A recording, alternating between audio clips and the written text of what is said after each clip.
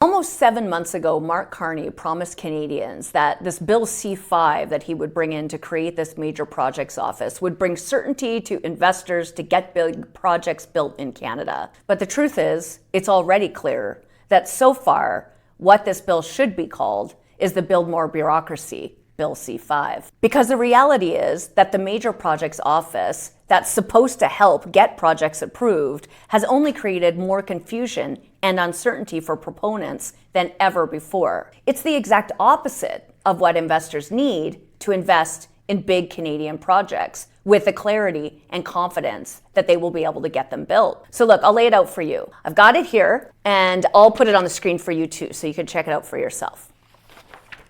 So the Major Project Office's own website lists a so-called step-by-step approval process. And this sounds fine on paper, right? I mean, you would want that. You've got a new bill, a new office. Makes sense that there should be a map about how this is all going to work. But here's the problem. Nobody really knows what stage any of Carney's so-called major projects that have made his pet favorite list are actually at. And get this, Mark Carney himself said he referred these projects to the Major Projects Office for consideration. But those words are nowhere on the website.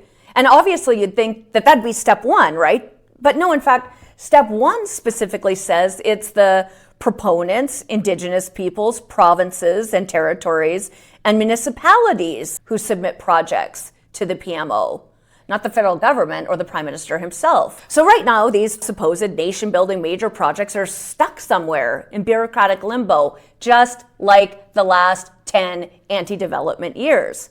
And get this, step 2 says, quote, this is initial review. So this is what apparently the Major Projects Office is supposed to do. Conduct an initial assessment of the project's contribution to national interest factors, which, by the way, we Conservatives asked the Liberals to define. But not only did they not, they actually just recently refused to define what the national interest means. So the MPO office is supposed to conduct this initial assessment to determine the project's contribution to whatever national interest is that the Liberals won't tell. And then it identifies which federal approvals are required. Have you ever heard any more of an admission that everything is broken when you're into more than a decade of the exact same government and they have to create a whole new bill and a whole new office to tell proponents, business leaders, and entrepreneurs which federal approvals are required, which federal regulators or offices they have to go to? Well,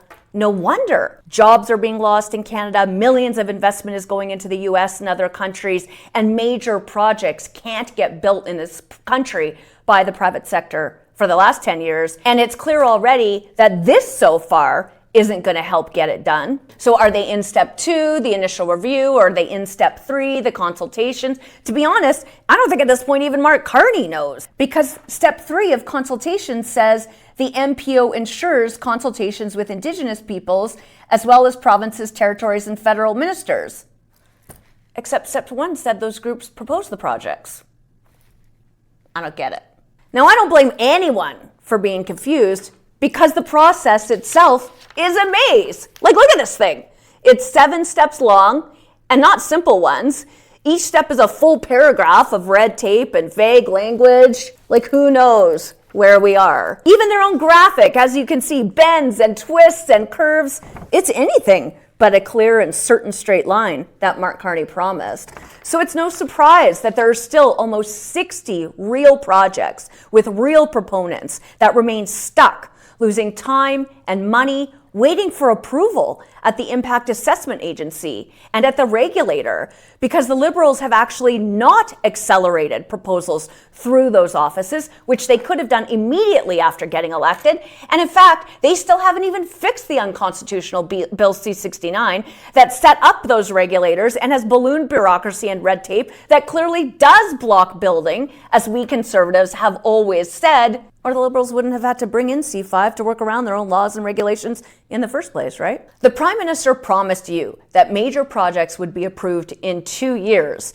But with this new build more bureaucracy and pet projects of his, there's got to be a reason he left that timeline out of Bill C-5, right? Now, when Conservatives tried to fix it in committee, I put forward that amendment to embed the 2-year timeline they keep talking about right in the legislation, because the only thing that actually matters is what's in the law. The Liberals voted it down. Instead of creating more federal offices in a long, drawn-out, confusing process, the Liberals actually must repeal or fix all their anti-development laws, policies, and uncompetitive taxes that keep major Canadian natural resource projects and all other kinds of major infrastructure proposals trapped in red tape. Conservatives help make C5 better. So the Liberals could actually show Canadians if they truly want to get big things built in Canada. But this ad hoc, politically influenced, case-by-case pet project process is not the way. It's not enough to fundamentally restore confidence, certainty, and clarity for investors and businesses who create jobs that millions of Canadians rely on, whose income taxes are shared across the country and paid disproportionately for programs and services that everyone values all across Canada, and whose operations pay major levels of taxes and royalties to all three levels of government. The private sector will not be able to truly build at speeds never seen before, like Carney promised you almost 7 months ago, if he also won't repeal and reform the Never Build Anything Anywhere Bill C-69 or the shipping ban Bill C-48 that stops expanding export markets beyond the U.S. for Canadian energy, or the federal industrial carbon tax that the U.S. and other countries don't impose on their businesses, or the only one of its kind in the world, the Canadian oil and gas cap, or the liberal fuel regulations, which will be the carbon tax 2.0,